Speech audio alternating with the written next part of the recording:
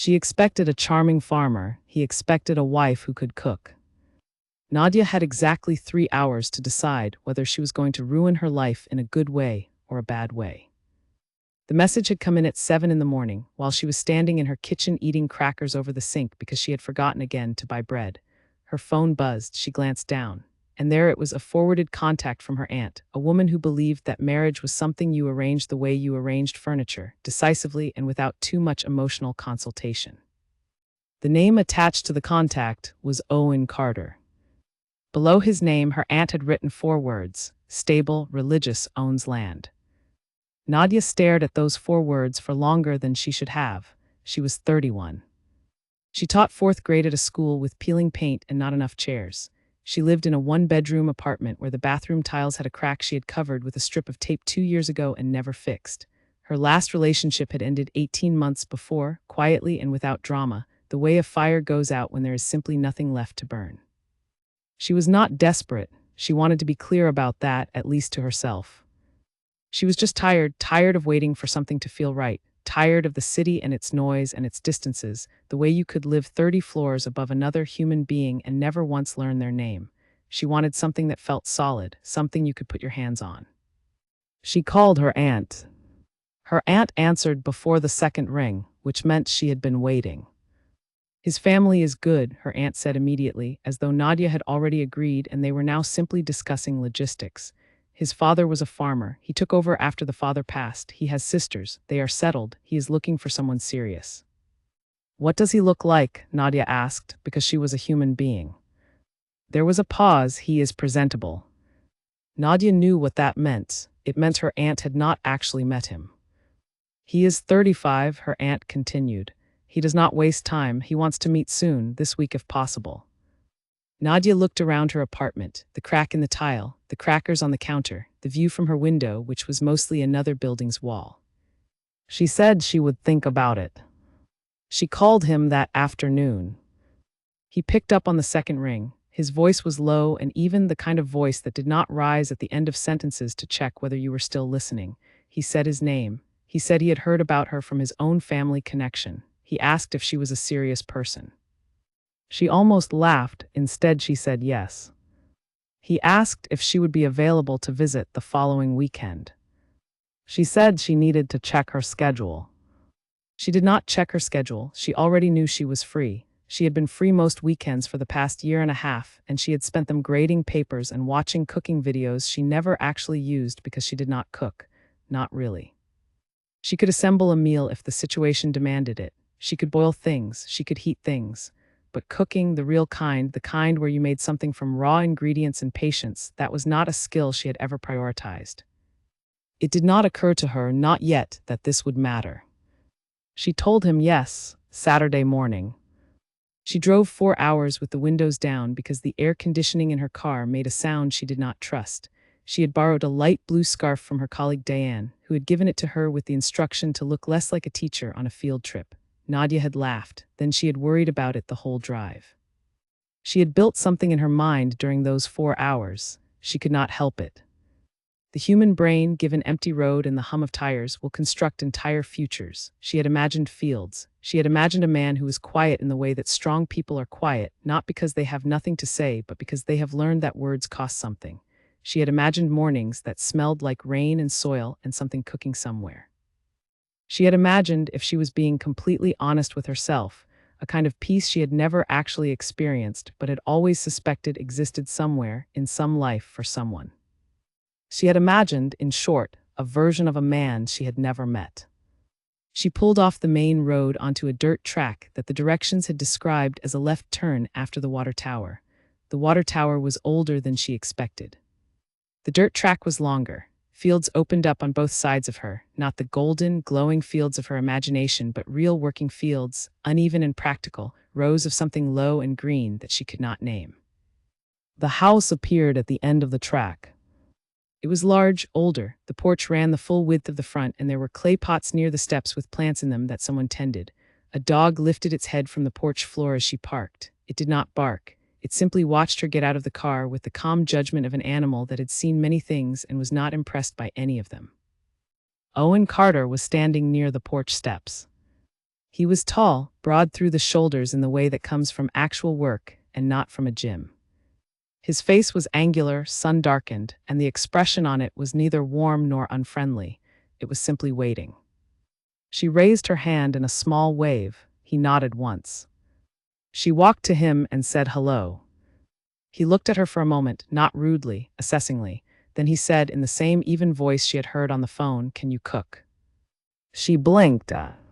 Not hello, not nice to meet you, not how was the drive. "Can you cook?" She said, "I manage." He nodded again as though this were a sufficient opening bid and turned toward the door. "Come in, my mother made tea." She stood on the drive for just a breath longer than was natural. The dog on the porch watched her. She looked at the fields. She looked at the house. She looked at the back of Owen Carter's shoulders as he moved through his own front door. She followed him inside. The inside of the house was clean in a way that felt deliberate and a little serious, like a place that had been kept orderly out of necessity rather than comfort. The walls were plain. The furniture was solid and old. There were no decorative things except for a row of framed photographs along the hallway, generations of people standing in front of the same fields in different clothes, with the same expression, as though stubbornness was something that got passed down along with the land. His mother was in the kitchen. She was a small woman with a straight back and the kind of eyes that had been deciding things about people for years and had gotten very good at it. She smiled at Nadia, a real smile, not a performing one, and set a cup of tea in front of her before she had even sat down. "You drove a long way," his mother said. 4 hours, Nadia said. "Good roads." "Mostly." The mother nodded and went back to whatever she had been doing at the counter, and Nadia understood that the conversation was over and that she had passed or failed something without knowing which. Owen sat across from her. He did not make small talk. He asked her things directly: where she worked, how long she had been teaching, whether she had family in the city, whether she planned to stay in the city. Each question landed cleanly, with no softening around the edges, and he listened to her answers the way you listen when you are actually collecting information rather than simply being polite. She found herself talking more than she normally did. She told him about her students, about the school with the peeling paint, about the boy in her class who had finally learned to read at the end of last year and had looked at her like she had handed him something he had not known existed. She had not planned to tell him that story. It came out anyway. Something shifted in his face when she told it, not much, just a degree or two. His eyes stayed on her longer than they had before. She thought, "There is a person in there." Then he said, "The woman here would need to manage the house. It is a large house. My mother is getting older. My sisters are settled elsewhere. There would be cooking, organizing, the general running of things." She thought, "And there he goes." She nodded carefully. He continued, "I am not looking for someone to impress. I am looking for someone practical, someone who understands that a working farm is not a comfortable life, but it is a real one." She looked at her tea. She looked at the photographs on the wall through the kitchen doorway, all those people with all that stubbornness handed down through time. She looked at Owen Carter, who was watching her with that same waiting expression he had worn on the porch, and she realized he was not being cruel. He genuinely did not know that what he had just described was not a proposal. It was a job listing. She said, "I understand." She did not understand, but she stayed for dinner.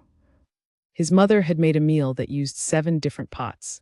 Nadia counted them when she offered to help clean up and was firmly, kindly redirected to the sitting room. The food was extraordinary. Every dish had that quality of food that has been made by someone who was taught by someone who was taught by someone, a long chain of hands all the way back. Nadia sat in the sitting room and thought about the crackers she had eaten over the sink that morning. She was in trouble and she knew it, and she could not entirely explain to herself what kind of trouble it was. When she drove away that evening, she had not stayed overnight. She had used the drive back as her excuse. She turned onto the main road and sat with the dark fields on both sides and thought about the laugh she had heard from the next room when Owen had been talking to his youngest nephew, a boy of about 8 who had apparently said something that had genuinely caught Owen off guard. She had not seen him laugh, she had only heard it through a wall. But it was the most unguarded thing she had witnessed all day, and it stayed with her the entire 4 hours home. She pulled into her parking spot at midnight, sat in the car, looked up at her building. The crack in the bathroom tile was waiting for her. The empty bread shelf was waiting for her. The papers she needed to grade by Monday were waiting for her. She went inside. She did not throw away the piece of paper with Owen Carter's number on it. She went back. She had told herself she was not going to. She had said this to her friend Lena over the phone, firmly, with the kind of certainty that people use when they are about to do the opposite of what they are saying. Lena had listened patiently, because Lena had known Nadia for 11 years and understood how these conversations worked. "You're going back," Lena said. "I haven't decided." "You're going back." Nadia went back 3 weeks later. She brought food the second time. This was the part that required a level of self-deception she was not entirely proud of. She had gone to a restaurant near her apartment that was famous for its home-style cooking, a small place run by an older woman named Carol who made everything from actual ingredients and did not believe in shortcuts. Nadia had ordered a large quantity of things in containers. She had then transferred those things into her own containers at home, running them through a bit of steam to make the lids slightly warm, telling herself this was not dishonest but merely practical. She knew it was dishonest, she did it anyway. Owen's mother had tasted the food when Nadia offered it as a gift, with the quiet confidence of a woman who had been evaluating food for 60 years. She had chewed slowly, she had looked at the container, she had said nothing. Which meant something. Nadia just did not know what. Owen had shown her more of the property on this visit. He walked slightly ahead of her on the narrow paths between the fields, pointing at things and naming them: crops, sections of irrigation, a stretch of land near the tree line that he planned to clear the following spring. He spoke about the land the way some people speak about family, with that same mixture of pride and weight and a sort of tired love that has survived enough hard seasons to stop being romantic about itself. Nadia listened. She asked questions that she hoped sounded informed. Twice she said something that made him glance at her sideways, and she realized she had revealed that she had no idea what she was looking at. He did not mock her, he just explained. Patiently, briefly, and then moved on. She thought he would be a good teacher. She thought, he has no idea that I am also deciding whether I could actually live here, in this air, in this scale of quiet. The city had trained her in a particular kind of noise. Not just sound, but the noise of being surrounded by options, by the sense that if this did not work then something else was right around the corner, by the comfortable anxiety of never having to commit to a single landscape. Out here the landscape was the same in every direction. You could not look away from it, it simply was what it was. She found, standing in the middle of those fields with Owen a few feet ahead of her, that she could not determine whether that felt like freedom or like a door closing. Dinner that evening was at the table with Owen, his mother, and a sister named Clara who had come over from the next town with her husband and their 2 children. Clara was compact and bright and watched Nadia with the openly curious attention of a woman who had been waiting to form an opinion and was currently in the process of forming it. Halfway through the meal, Clara asked, politely but without real softness, "Do you like the country, or do you just think you do?" The table went slightly still. Owen looked at his plate. Nadia put down her fork. She thought about lying. She thought about saying something smooth and middle ground that would satisfy the question without answering it. She was good at those kinds of sentences. She had spent years crafting them. Instead, she said, "I honestly don't know yet." Clara looked at her for a long moment. Then she picked up her fork and said, "At least that's real." Owen looked up from his plate. Their eyes met briefly, and then he looked away, and Nadia thought, that is the most connection this man has offered me in 2 visits, and it happened because I said something honest about not knowing something. She filed that information away. After dinner, when the children were playing somewhere in the back of the house, and Clara's husband had gone to help with something outside, and Owen's mother had disappeared into the kitchen, Nadia found herself alone with Owen in the sitting room for the first time since she had arrived. He sat with his elbows on his knees and said nothing for a while. She waited. He said, "My mother likes you." Nadia said, "I like her." He nodded. "She doesn't say that with everyone." Nadia looked at him, at the lines near his eyes that were not from laughing but from squinting into daylight for a long time, at the hands that were resting loose between his knees, large and calloused and still. She said, "Owen, what is it that you actually want from this, from whoever you're looking for?" He looked at her then, directly, like she had startled him with the simplicity of the question. He was quiet for long enough that she thought he was not going to answer. Then he said, "Someone who stays." Just that, 2 words, no elaboration. She felt something shift in her chest that she did not want to examine too closely. She said, "And if the person who stays isn't the person you imagined?" He said, "I stopped imagining things a long time ago." She did not know if that was sad or wise or both. She was fairly certain it was both. She drove home that night with the windows down again and thought about those 2 words all the way back to the city, someone who stays. She turned them over and looked at them from different angles, the way you do with something that is either very simple or very complicated, and you cannot tell which until much later. She stayed awake that night thinking about Clara's question, "Do you like the country, or do you just think you do?" She pressed at the question like a bruise to see where it hurt. She liked the idea of the country. She liked the photographs on the wall, the chain of stubbornness, the meal made from 7 pots. She liked the dog on the porch who had stopped watching her with suspicion by the second visit and had allowed her to scratch behind its ears. She liked the sound of the wind in the fields, which was a sound she had never had access to before and which was genuinely different from any other sound she knew. She was not sure she liked the silence inside herself when she was standing in it. That was the part that worried her. Because the silence inside a life like that would require you to be at peace with yourself in a way that had no distractions available to cover the gaps, no noise to fill the space between who you were and who you had meant to become. She fell asleep at 2 in the morning with no conclusions. She woke at 6 and thought, "I need to go back one more time." She went back a third time in early spring, when the fields were a different shade of green and the air had that particular quality that only exists for about 2 weeks before summer comes and takes it away. She did not bring food this time. This was a decision she had made deliberately on the drive over. If she was going to figure out what this was, she needed to stop performing. The containers of restaurant food had been a kind of armor, the implication that she could manage, that she was a woman who brought things to tables, that she was someone the kitchen would accept. She arrived with nothing except herself and the specific anxiety of a woman who has decided to let something be seen. Owen was in the field when she arrived. His mother let her in and sat her at the kitchen table, and they talked for nearly an hour while he worked. His mother talked about the land in the same way Owen did, not with romance, but with a kind of ownership that was deeper than legal title. It was the ownership of someone who had shaped a thing and been shaped by it in return, so that you could no longer fully say where the person ended and the place began. "He has not been easy," his mother said at one point, plainly, not as a criticism but as a fact. "He thinks providing is the same as showing. His father was the same." Nadia looked at her carefully.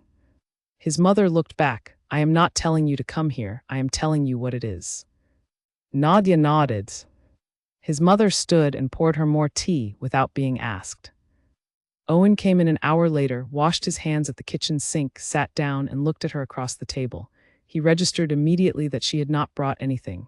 His eyes went briefly to her hands, to the table, and then back to her face. She said, "I didn't bring food today." He said, "I noticed." She said, "I wanted to tell you something honestly." He waited. She said, "I am not a good cook. I can learn and I am willing to try, but I am not going to pretend I come in with that skill because I don't. I grade papers for a living. I am good at that. I am good at patience, and I am good at finding out what someone needs before they know how to ask for it. I do not know your land. I do not know your routines. But I can learn those things too, if the person I'm learning them beside is worth the learning." The kitchen was very quiet. His mother at the counter did not turn around, but her shoulders changed slightly, and Nadia thought she might have been hiding a smile. Owen looked at her for a long time. He said, "The last woman my family introduced me to told me she was an excellent cook. She was not. She left after 3 weeks." Nadia almost laughed. She held it in barely. He said, "At least you're telling me before." She said, "I try to do things in the right order." He looked at his hands on the table, then back at her. "I don't know how to do this, the talking. I know how to work. I know what the land needs and when it needs it. People are harder." "People usually are," she said. "I said things in the wrong way before, about the house, about managing things." "You did," she agreed simply. "I wasn't trying to be unkind." "I know," she said, "I could tell." He was quiet again. Then, "What is it that you actually want from this?" She recognized her own question coming back to her. She said, "Something real. I have tried comfortable and it did not hold. I want something that has weight to it, something that asks something of me." She paused. "I just want the asking to go in both directions." Owen Carter looked at her with that direct, waiting look that she had now seen enough times to begin reading. And what she read in it this time was not assessment. It was recognition. He did not say anything more that afternoon, but he walked her out to the fields before she left, and he pointed at one section near the far edge and told her he had planted something new there this season, something he had not tried before, and that he did not know yet whether it would take. She looked at the patch of turned earth. She understood he was not talking about crops. She drove home with the windows down and the spring air coming in, and something in her that felt like the beginning of a decision, not yet made but very close. She did not throw away his number. She did not grade papers that evening. She sat in her apartment in the quiet and thought about weight, about asking, about a patch of earth where something new had been planted that might or might not take. She sat there a long time. She sent the message on a Tuesday, which felt appropriate because Tuesdays were neither the beginning of things nor the end of them. They were just the middle, where most of life actually happened. She had written it many times. The first version was long and explained everything, which was the wrong instinct. The second version was too short and felt cold. The third version sat in her drafts folder for 4 days while she taught long division and confiscated 3 toy cars and helped a girl named Lucy understand fractions by comparing them to sharing a chocolate bar, which worked beautifully. The fourth version was honest and plain and said what it needed to say without performing anything. It said she respected him. It said she had thought hard about this, more than she had expected to. It said she believed he was a good man, a real one, and that the life he was building on that land was something she had genuine admiration for. It said that she had not been truthful enough with herself at the beginning. She had arrived carrying a picture of a thing she wanted, and had been slow to see the difference between the picture and the actual person standing in front of her. And the actual person deserved someone who arrived without a picture, someone who could see him clearly and say yes to what was actually there. She was not that person yet, maybe not in the right way. She pressed send before she could revise it again. Then she made tea, which was perhaps the most rural thing she had done in months, and she sat with it at her kitchen table and looked at the tape on the bathroom tile through the open door and thought, I should fix that this weekend. Owen did not reply for 6 days. On the 7th day, her phone showed his name. She sat down before she opened it. He had written 4 sentences. He thanked her for her honesty. He said he had been told before that he expected too much. He said he had not thought of it that way until she had put it in those words. He said the new planting near the far edge of the field was showing the first signs of growth and that he was cautiously hopeful. She read it 5 times.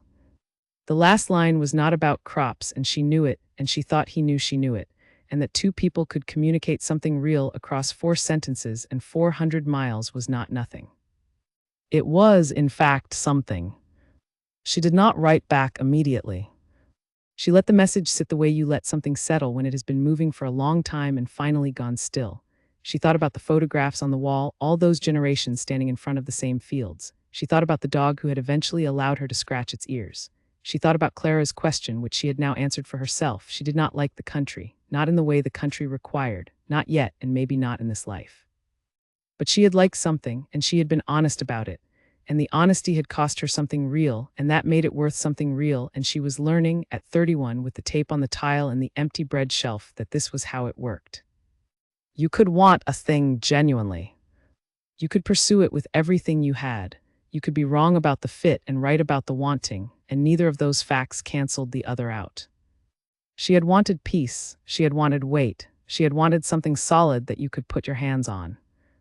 She had not found it in those fields, but she had found it in herself, a little in the process of looking, in the drive with the windows down, in telling the truth across a kitchen table to a man who did not know how to ask for what he needed and had appreciated it when someone else did, in sending a message that said no without cruelty and watching it land with grace on the other side.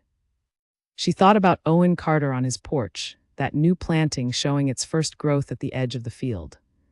A man who had stopped imagining things and was still, somehow, willing to try something new in the soil and be cautiously hopeful about it. She thought that is not a small thing. She wrote back to him 3 days later, short, warm. She said she was glad the planting was taking hold. She said she hoped the season treated the land well. She said she thought he would find what he was looking for, and she meant it without any bitterness, which surprised her and then did not. He replied once more, even shorter, equally warm. And that was the end of it. She fixed the bathroom tile that weekend. It took her 40 minutes and 2 trips to the hardware store because she bought the wrong grout the first time and had to go back, which was very on brand for her, and she laughed about it alone in her apartment, which was also very on brand. She bought bread on the way home. She ate it at her kitchen table with butter and tea, and she looked out her window at the other building's wall and she thought, this is where I am. This is the actual life, not the imagined one.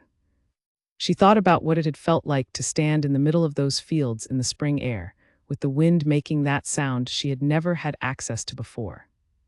She decided she could find a way to that sound without appending everything else. There were parks, there were weekend drives.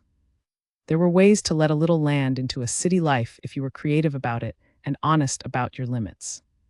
She was learning to be honest about her limits. That felt on a Tuesday evening in her fixed-up apartment with bread on the counter and tea in her hand, like progress.